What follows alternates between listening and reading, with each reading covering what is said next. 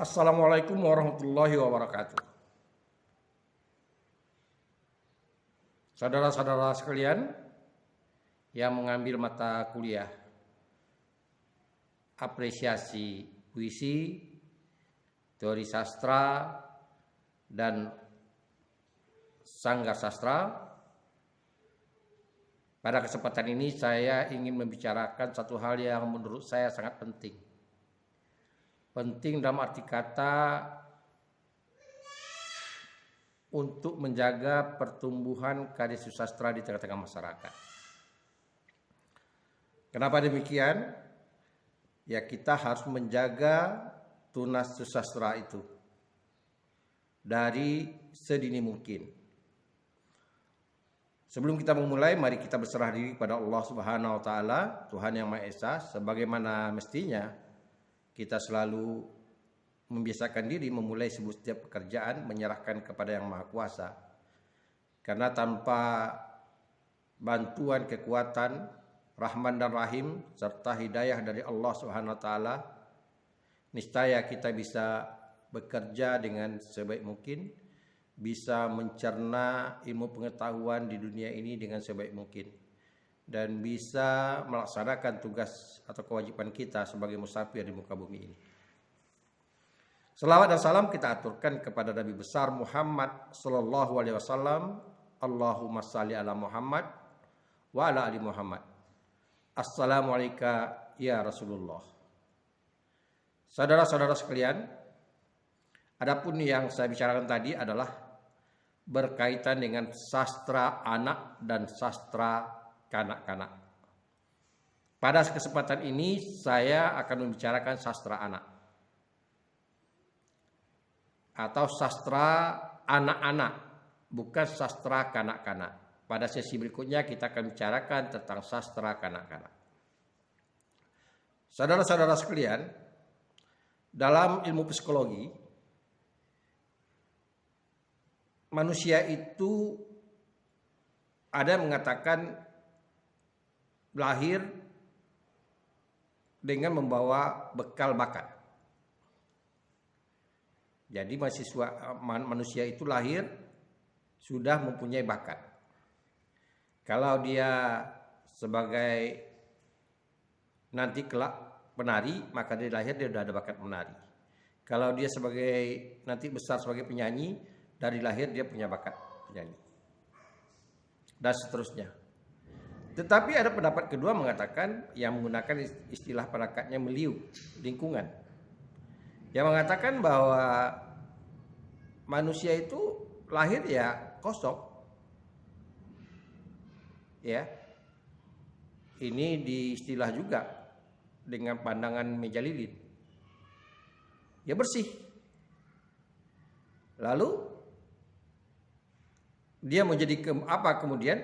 Ia meliunya lingkungannya yang mempengaruhinya. Ibarat meja lilin mau digores apa, maka dia akan tertoreh. Gitu. Berbentuk apa dia? Berarti lingkungan yang sangat menentukan. Dalam Islam, paham itu kalau kita adopsi dari salah satu ayat, sependapat kita. Islam juga mengatakan demikian. Saya tidak perlu menyampaikan ayatnya, tapi pandangannya seperti itu. Manusia itu yang menjadikan anaknya Yahudi, Nasrani, ya lingkungannya. Kemudian pandangan ketiga adalah pandangan yang kita dikenal dengan nama konvergensi, yaitu pandangan yang mengatakan bahwa manusia itu lahir bawa bakat, kemudian dibantu oleh lingkungan, milieunya. Jadi ada gabungan keduanya, maka berkembanglah bakatnya. Jadi ada bakat, ada lingkungan. Kalau kita berdiri tolak dari salah satu buku Rendra, dalam bukunya yang berjudul Rendra Bermain Drama, Rendra dalam bidang drama ada anak yang punya bakat. Tapi ada yang tidak berbakat tapi dapat dipelajari. Dia dari lingkungan. Namun katanya yang paling lebih bagus adalah ada bakat yang dibawa dan ada kemudian pengaruh lingkungan. Saudara-saudara yang saya hormati. Nah, terlepas dari pahaman yang mau kita anut, maka pada hakikatnya kita memahami bahwa sastra itu ada namanya sastra anak atau anak-anak dan sastra kanak-kanak.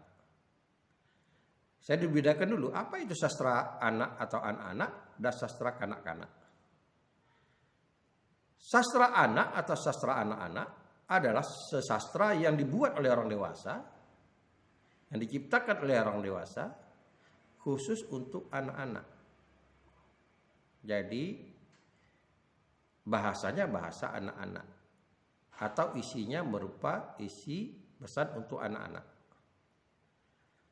Sementara sastra kanak-kanak adalah sastra yang diciptakan oleh anak-anak yang masih kanak-kanak.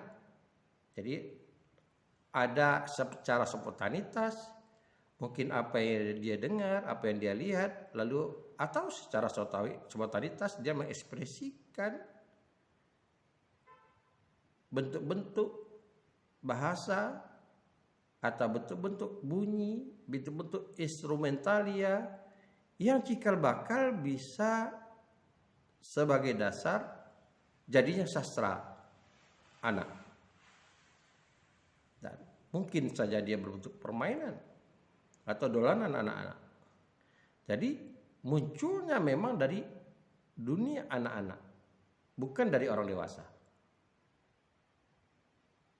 Ini jelas bedanya. Jadi ada sastra anak atau anak-anak dan sastra kanak-kanak. Saudara-saudara sekalian, sastra anak pada hakikatnya adalah sesuatu hal yang juga memiliki dua unsur estetika dan unsur etika. Unsur estetika berlaku sama dengan orang dewasa. Ada unsur keindahan, ada unsur rima di sana, ada unsur irama di sana yang diciptakan, ada pesan, amanat yang diperuntukkan semacam harapan dari orang dewasa kepada anak-anak.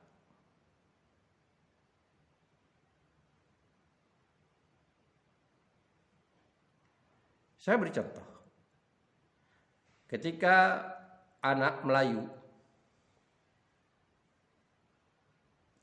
kalau kata orang Melayu, terseduh atau tersedak, sering berbunyi seperti gitu, berkali-kali. Bagi orang Melayu, yang saya pahami, biasanya dicari ujung kertas untuk menghilangkan itu, ditempel di kening ini. Jadi sudut kertas dipotong sedemikian rupa, lalu ditempel di keningnya ini. Lalu dinyanyikan dengan irama sederhana, larinya tidak panjang. Du, sedu, sedu diambil, sedu dijaga nyawanya. Jadi du, sedu diambil, sedu dijaga nyawanya. Jadi sedikit, tetapi ada unsur estetika di sana. Kalau kita lihat du sedu. Nah, dia ciptakan rima. Diambil sedu. Nah, itu 3 bunyi pengulangan kata du sedu, diambil sedu, dijaga nyawanya. Dijaga nyawanya. Nah, rimanya begitu padat rimanya. Nah, itu didendangkan kepada anak selagi dia seduh. Biasanya terkadang ada anak yang seduh itu dia susah tidur. Dan ada kalanya dia karena tidak tahan terlalu sering dia seduh, dia menangis. Nah, membujuknya itu oleh orang-orang tua Melayu dinyanyikanlah bait yang pendek itu. Du seduh, diambil seduh, dijaga nyawanya. Saudara-saudara sekalian, beranjak dewasa, anak-anak selalu ditanamkan pantang larang bagi orang dewasa atau bagi lingkungannya untuk menyebut sesuatu. Misalnya anak itu berkembang mulai gemuk, badannya mulai kata orang Melayu itu semangat. Itu bagi orang Melayu ada pantang larangnya. Tidak boleh dikatakan hal yang nyata. Oh, gemuk betul. Karena takut nanti anak ini sakit, terkejut. Nah, bagi orang Melayu dikatakanlah buruk betul. Nah, jadi ada pilihan diksi buruk betul budak. Ada pilihan diksi yang menurut Hamidi namanya maknanya subsang. Kata buruk itu makna yang dimaksudkan itulah makna konotatif yang dikatakan dalam tradisi Melayu itu makna subsang. Makna yang berlawanan. Bukan berarti secara denotatif buruk memang buruk, tidak. Sebetulnya anak itu gemuk, cantik badannya, tapi dikatakan buruk betul. Begitu juga ketika anak mulai dewasa, mulai besar, maksud saya mulai berubah kepadanya, mulai dia berdiri, mulai dia merayap, memegang-megang dinding. Ya, biasalah anak-anak ada kalanya dia jatuh. Ya. Ada kalanya mungkin posisinya tidak bagus, lalu dia nangis. Nah, orang Melayu selalu mengucapkan kata ku semangat. Diberikan spirit dengan pilihan dan diksi ku semangat. Jadi dari sedini mungkin anak-anak itu sudah diucapkan kata-kata susastra. Ku semangat. Misalnya. Beranjak lebih dewasa lagi, anak-anak sudah mulai pandai dia bernyanyi, kita bisa mendengarkan. Ada lagu-lagu anak-anak yang punya nuansa puitis. Nah, misalnya tuk tuk tuk ada sepatu dari kulit lembu dibawa oleh ibu karena rajin membantu.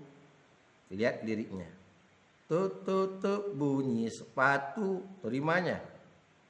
Sepatu dari kulit lembu dibawa oleh ibu karena rajin membantu. Nah, apa yang terjadi di sini? Sebetulnya dari sedini mungkin di samping unsur keindahan ada pesan di sana. Bahwa orang Melayu sudah menanamkan prestasi kerajinan anak itu dihargai, ada rewardnya.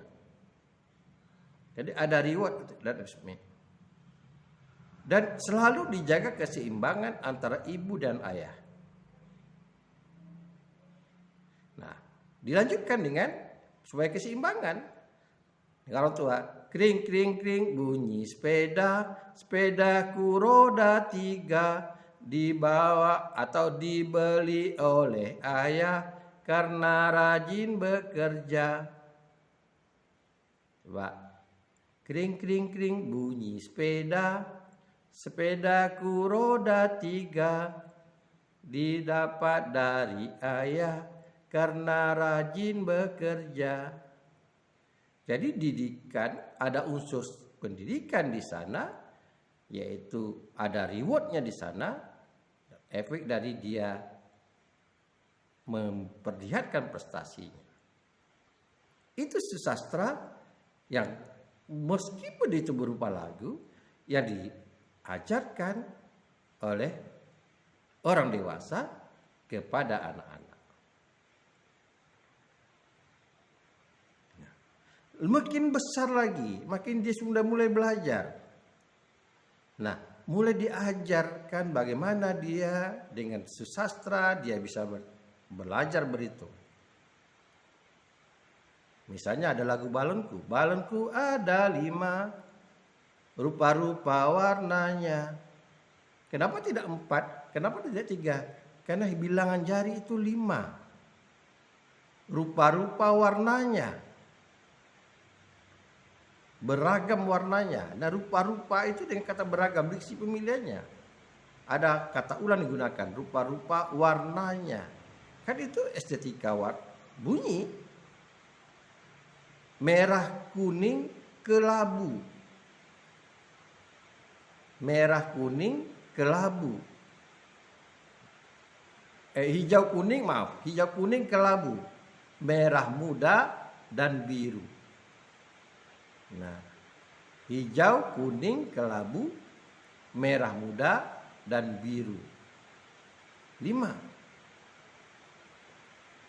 Nah, kelabu dan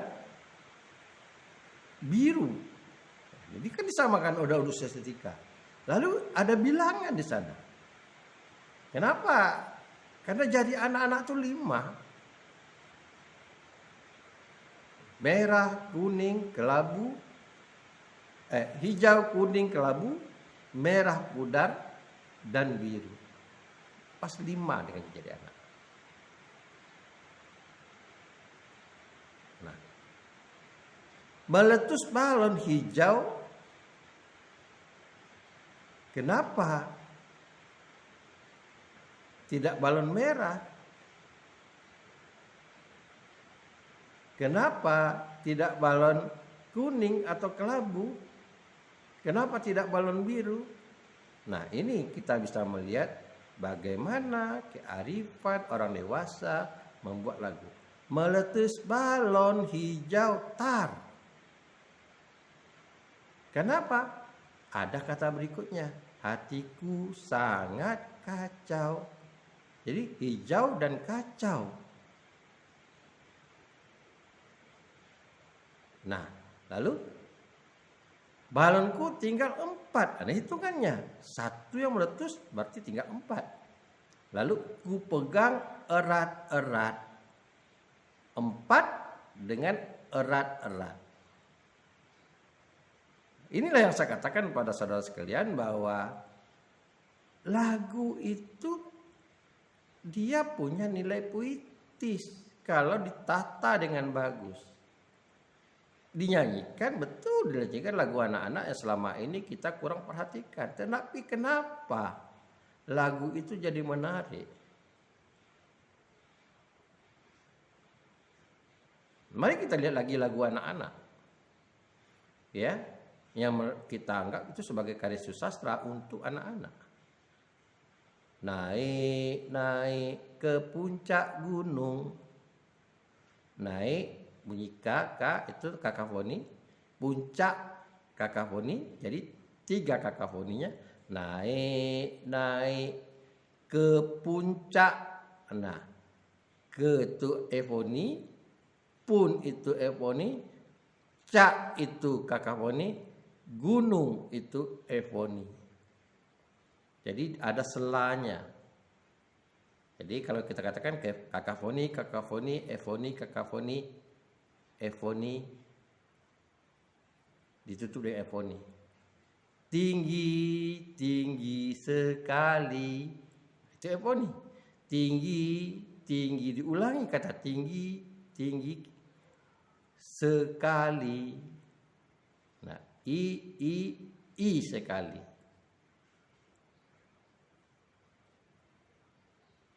Nah, kemudian sudah itu disambut lagi. Kiri, kanan, kiri, kanan. Kakak, repetisi. Aliterasi. Kiri, kanan. Katanya sama di awal tadi. Kiri kanan kulihat saja. Ada KKK. Lalu disambut dengan itu aliterasi. Saja. Tefoni. Bunyi A berturut-turut.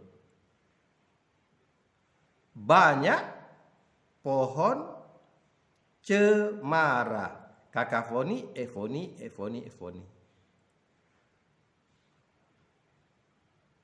Nah, enak didengarkan karena ada unsur estetikanya, karena itu ada unsur rimanya, ada unsur efoni dan kakafoni yang ditata sedemikian rupa.